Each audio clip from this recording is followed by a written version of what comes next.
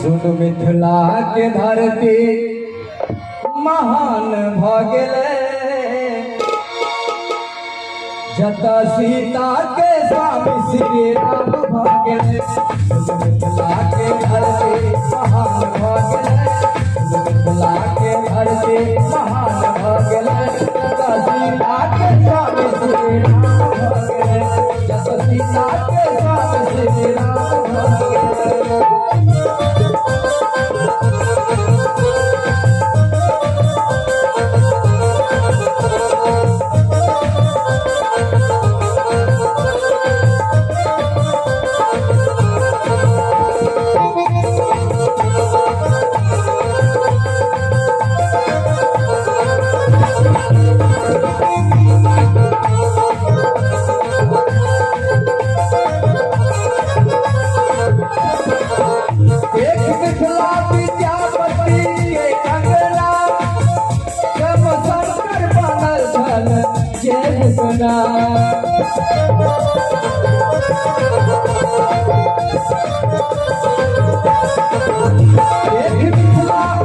विद्यापति के अंगना सब शंकर बनल छल जय मुगना। इनका अब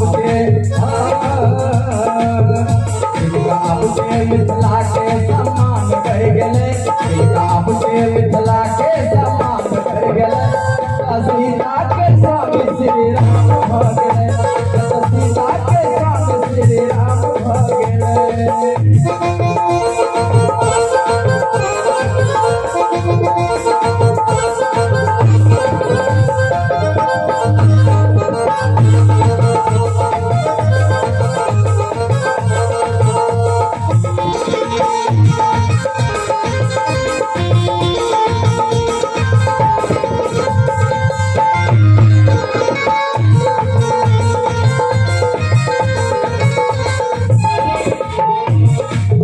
राजा जनक प्रतिज्ञा के छल भारी, धनुष तोड़ल श्री अवध बिहारी।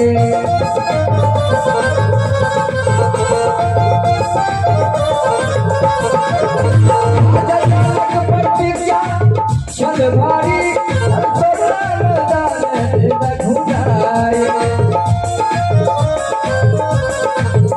तब राजा के हो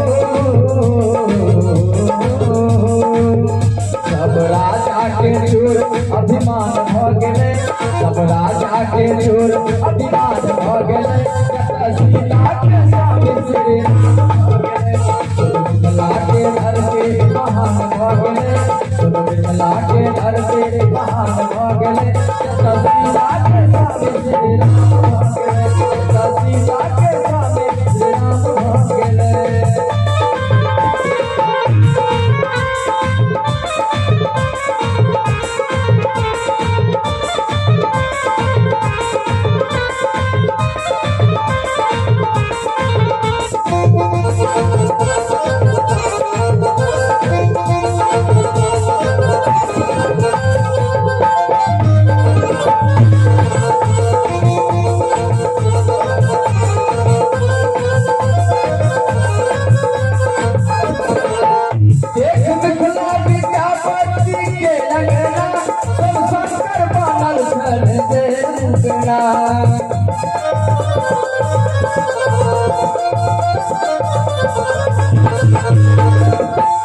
आय हम सब मिथिलावासी ऐसे भाग्यवान छी, ईश्वर देवादी देव महादेव मिथिला में नौकर बन के नौकरी कर, बड़ भागक बात है। कभी तब तक सुंदरता अपन संगीत के माध्यम से सुना रहे।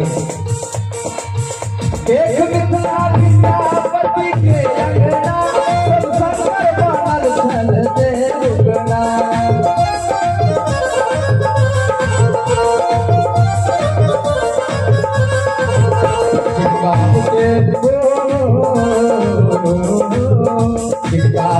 मिथिला के सम्मान बढ़ गेलै, मिथिला के सम्मान बढ़ गेलै। सीता के स्वामी श्री राम